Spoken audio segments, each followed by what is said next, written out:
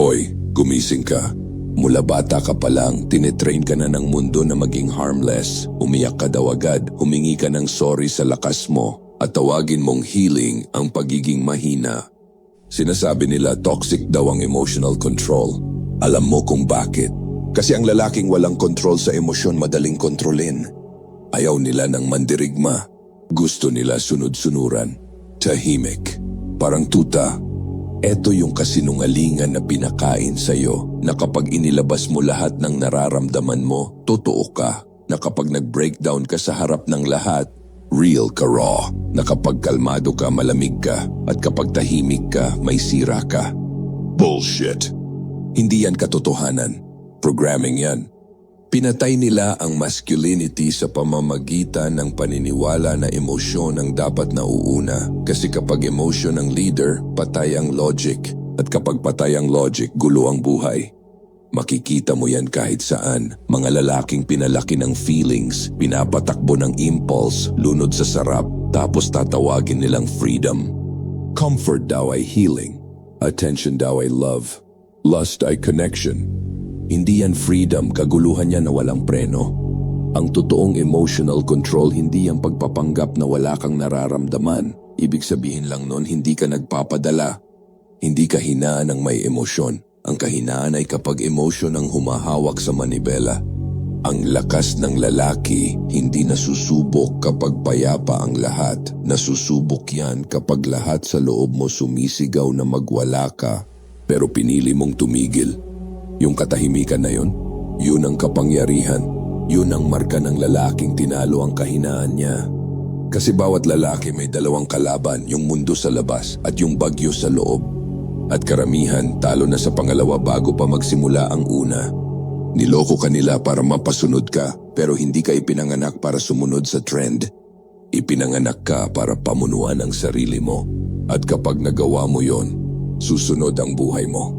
Ang sabi nila, ang control daw ay pananahimik. Lunukin mo lahat, ngumiti ka kahit durog ka na sa loob, magpanggap hanggang mabulok ka. Pero hindi yan control. Pagbagsak yan. Ang control hindi pagpatay ng emotion. Pag-uutos yan. Yung kaya mong tumayo sa gitna ng bagyo nang hindi hinahayaang pumasok ang bagyo sa'yo. Kasi ang emosyon hindi kapalpakan, sandata yan. Sa tamang kamay, lakas. Sa maling kamay, wasak ang buhay. Mahihinang lalaki, hinahayaan ang nararamdaman na magdikta ng direksyon. Malalakas na lalaki, ginagawang gasolina ang emosyon. Pag galit, hindi sumisigaw, gumagawa. Pag nasaktan, hindi nagwawala, tumitibay. Pag may tukso, hindi sumusunod, pumipili. Yan ang emotional control, hindi suppression, hindi denial. Submission. Pero hindi sa kultura, hindi sa ego, kundi sa kaayusan. Ang lalaking may kontrol, alam niya ang lugar ng emosyon niya, alipin, hindi hari. Kaya hindi siya sumasabog kapag nabastos, hindi siya naghahabol ng validation kapag mag-isa, hindi siya bumibigay kahit masakit na lahat. Natuto siya ng katahimikan, at sa katahimikan na yon may lakas. Lahat ng lalaki may dalawang puwersa sa loob, yung laman na gustong mag-react, at yung espiritu na gustong mamuno. Hindi natatapos ang laban, araw-araw yan. Sa pagitan ng impulse at layunin, sa pagitan ng comfort at command. Hindi ibig sabihin ng control mas kaunti ang nararamdaman mo. Ibig sabihin mas malalim, pero may pader ka na kayang sumalo ng baha. Andun pa rin ang emosyon, pero yumuyuko na siya sa misyon. Kaya sa susunod na umakyat ang galit mo, huwag kang tumakbo. Tingnan mo sa mata. Gamitin mo. Paandarin mo ang katawan, ayusin mo ang buhay, ilagay mo sa gawa. Kasi ang lalaking marunong mag-utos sa emotion niya, hindi mapipigilan. Pero ang lalaking sumusunod sa emotion niya, talo na bago pa magsimula ang laban. Akala mo kapag nagpakita ka ng emotion, tunay ka na? Hindi. Madalas, naglalabas ka lang ng lakas na hindi mo alam na mahalaga. Ngayon, uso ang iyak sa camera, post ng breakdown, tapos tatawagin na emotional intelligent. Hindi yan intelligent. Uhaw yan sa validation. Dumudugo sa harap ng lahat, hindi para gumaling, kundi para pansinin. Ang control, hindi pagiging bato. Ang control, yung kaya mong tumayo sa gitna ng gulo. Klaro ang mata, matibay ang loob, kahit gusto mo nang bumigay. Diyan nagkakahiwalay ang lalaki at bata. Hindi ka umiiyak sa harap ng mga taong kumukuha ng lakas sa presensya mo. Hindi ka guguho sa harap ng anak mo dahil lang sinipa ka ng mundo ngayon. Pwede kang masaktan, pwede kang mabasag. Pero mamaya, mag-isa, sa katahimikan, sa dasal, sa harap ng Diyos. Hindi habang nanonood yung tao. Kasi sa sandaling makita ng anak mo na bumagsak ang tagapagtanggol niya, biglang nagiging unsafe ang mundo. Unahin mo ang liderato, saka mo ipoproseso ang sakit. Hindi yan toxic. Diskarte yan. Ang general na umiiyak sa gitna ng labanan, hindi naawa ang tropa, natatakot sila. Ang pagpipigil mo, proteksyon.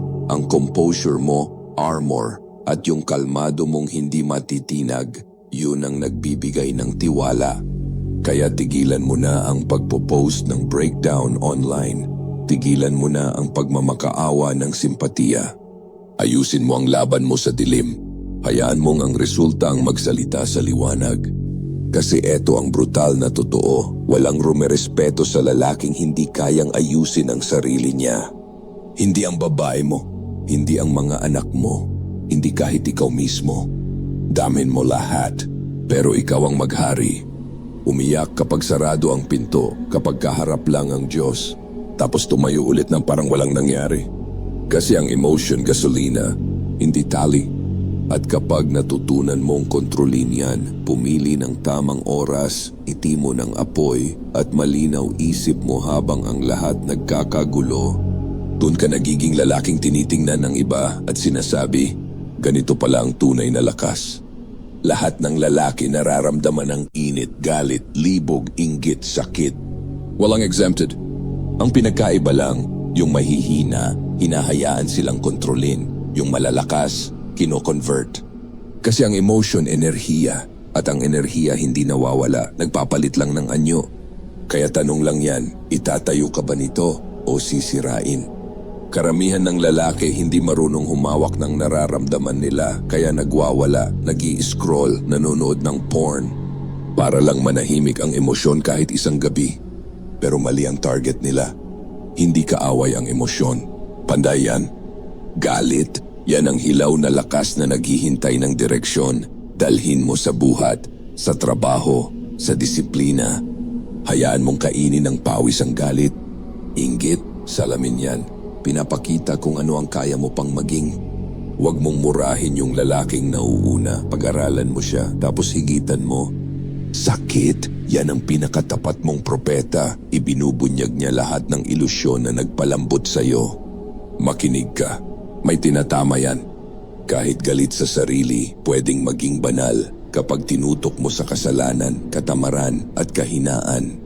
Kamuhian mo yung parte mong kontento na. Kamuhian mo yung mga ugaling pumapatay sa espiritu mo. Kamuhian mo sila, araw-araw. Kasi ang emotion hindi masama o mabuti, kasangkapan yan. At nagiging delikado lang ang kasangkapan kapag hawak ng tanga. Hindi ka ginawa para maging manhid, ginawa ka para makaramdam at lumaban sa gitna nun. Going action ang emotion, gamitin ang apoy para magliwanag ang daan, hindi para tupukin ang lahat. Hindi yan resistance, redirection yan. Paulit-ulit ang sigaw ng mundo, maging mas malambot, mas safe, mas mabait. Ayaw nila ng malalakas na lalaki, gusto nila tahimik, humihingi ng permiso, humihingi ng papuri, nakatali sa comfort. Pinapaniwala ka pa na dapat kang humingi ng sorry sa lakas mo. Pero yung magpakalalaki ka, hindi yan pang-aapi. Pagkabuhay yan. Ibig sabihin, tumayo kahit nanginginig ang tuhod mo, magsabi ng totoo kahit nanginginig ang boses mo, hawakan ang linya kahit iniwan ka na ng mga pinrotektahan mo. Hindi sinusukat ang pagkalalaki sa gaan ng buhay, pinapatunayan yan sa pagbagsak. Sa tuwing bumabangon ka mula sa dapat ay nagbaon sa'yo, may binubuo kang altar ng disiplina na kahit impyerno, hindi kayang galawin.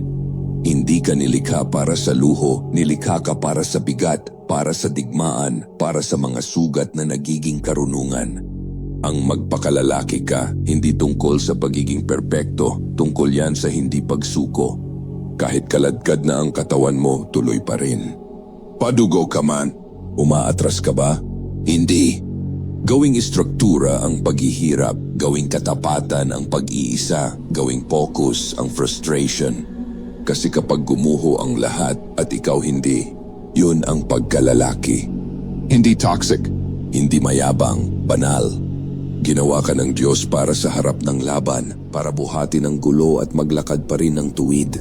Sa tuwing nagpakalalaki ka, ipinaaalala mo sa mundo kung ano ang regalo ng Diyos sa iyo. Bawat lalaki may dalawang anino, isa na humihila papunta sa layunin, isa na nabubuhay sa katamaran. Pareho silang nasa loob mo at araw-araw pareho silang naghihintay kung sino ang susundin mo. Yung mahina gutom sa comfort, yung malakas naghahanap ng linaw.